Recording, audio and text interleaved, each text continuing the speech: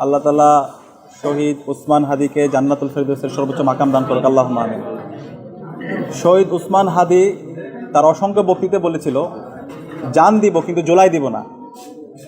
জুলাইয়ের শহীদদের যে প্রত্যাশা, জুলাইয়ের যে মূল আকাঙ্ক্ষা, একটি বৈষম্যহীন ইনসাফভিত্তিক বাংলাদেশ বিনির্মাণ করা, সেই বাংলাদেশ বিনির্মাণ করার জন্য শহীদ উসমান হাদি গত 16 মাস জুড়ে বাংলাদেশের মানুষের অব্যক্ত যে কথাগুলো আছে সেই কথাগুলো বলেছেন।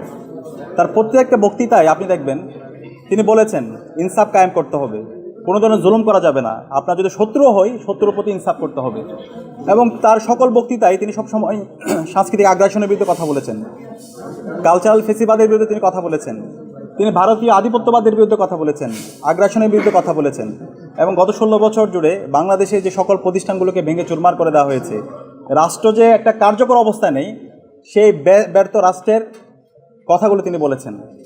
শহীদ উসমান হাদিকে যারা এই বাংলাদেশে ফেসিবাদ কায়েম করেছিল, যারা পতিত ফেসিস্টরা আছে এবং যারা দিল্লির তাবেদাররা আছে, তারা শহীদ উসমানকে শহীদ করে হত্যা করে তারা ভেবে নিয়েছিল উসমান হাদির যে আদর্শ, সে আদর্শকে তারা নিবে দিতে পারবে, তারা বন্ধ করে দিতে পারবে। এবং উসমান হাদির শাহাদত পরবর্তী আজকে আমরা সারা বাংলাদেশে 56,000 বর্গমাইল জুড়ে দেখতে পেয়েছি শহীদ উসমান হাদির যে আদর্শ সেটি ছড়িয়ে পড়েছে। আজকে বাংলাদেশের একদম শিশু থেকে শুরু করে বৃদ্ধ পর্যন্ত সকল মানুষরা উসমান হাদির আদর্শকে লালন করছে, তারা ইনসাফের কথা বলছে, তারা ভারতীয় আধিপত্যবাদের বিরুদ্ধে কথা বলছে, তারা আগ্রাসনের বিরুদ্ধে কথা বলছে। শহীদ উসমান হাদিকে যারা গুলি করেছে, যারা পরামর্শ দিয়েছে, যারা পরিকল্পনা করেছে, তাদের কাউকে ধরতে পারেনি।